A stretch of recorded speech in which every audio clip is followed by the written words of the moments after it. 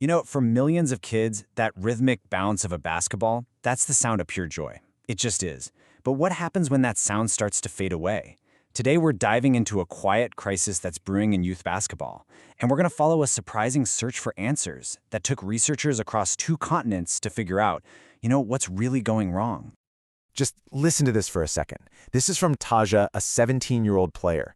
Basketball is my world where I feel alive. I mean, wow. That feeling right there, that vibrant, unshakable love for the game, that's the magic we're talking about. And honestly, it's exactly what's at stake here. So that's the big question, isn't it? If the love for the game runs this deep, why are kids burning out? Why are so many walking away?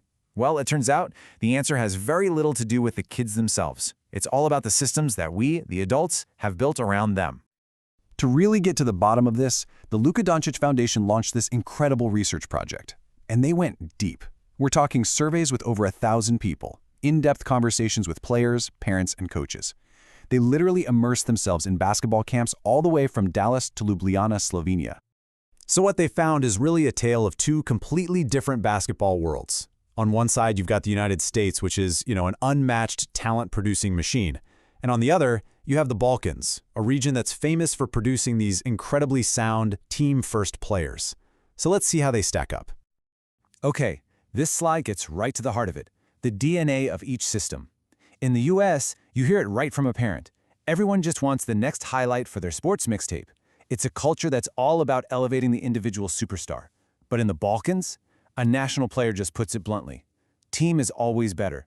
It's a totally different mindset, drilled in from day one.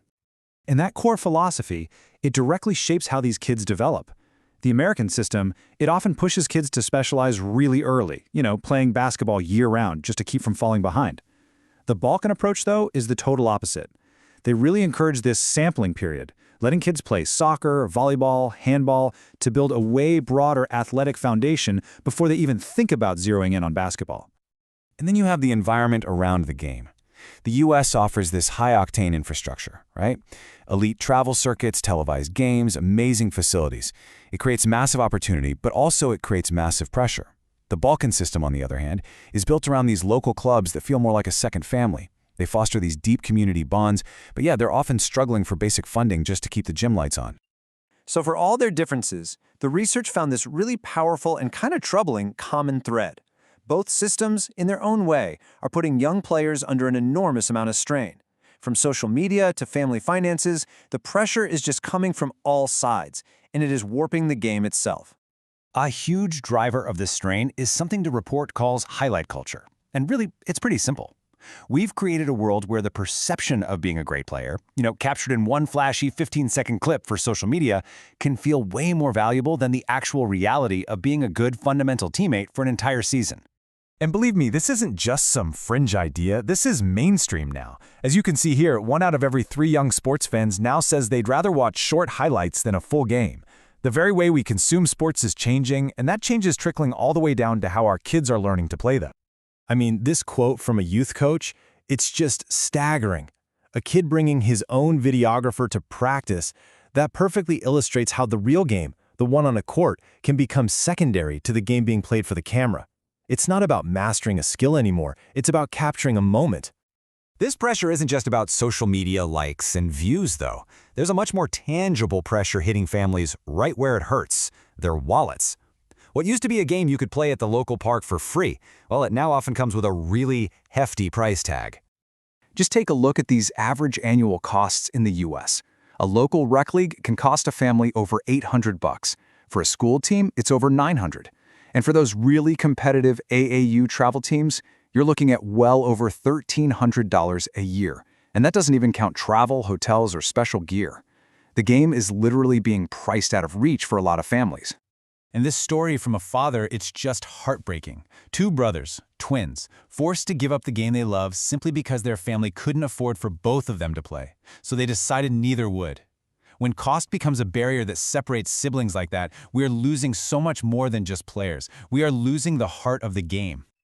Okay, so after seeing all this, the highlight culture, the costs, the burnout, it would be really easy to just feel discouraged, right? But the research didn't stop at just diagnosing the problem. It also uncovered a blueprint for a solution, a real way forward. and it's called the Total Hoops approach. So the Total Hoops approach isn't about choosing the American system or the Balkan system. It's about creating a new model by taking the best parts from both worlds and from other successful youth programs to put the holistic development of the whole child, right back in the center of everything. This slide breaks it down into 3 simple but really powerful ideas. First, development with purpose. Let's just get back to prioritizing fundamentals over flashy highlights. Second, a team-first mentality. Let's actually build cultures that celebrate the assist as much as the dunk. And third, and this might be the most important one, freedom to play. We have to make space for that unstructured, joyful, pickup-style game where that pure love for basketball can really grow. So, how do we make all this happen? A cultural shift this big isn't something one foundation can do alone. It really, truly takes all of us. Whether you are a player on the court, a parent on the sidelines, or a coach with a whistle, you have a vital role to play in this. For the players out there listening, this game belongs to you. Don't ever let anyone take that joy away from you. For parents, start choosing programs that care more about your child's well-being and development than just the final score. And for all the coaches, your true success isn't your win-loss record. It's how many kids come back next season because they still love the sport you're teaching them. That's the real win. And that leaves us all with this final question. We have the blueprint. We know what works, and we know exactly what's at stake.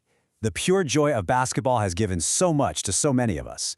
So now, what are we, the whole global basketball community, what are we going to do to protect it for the next generation?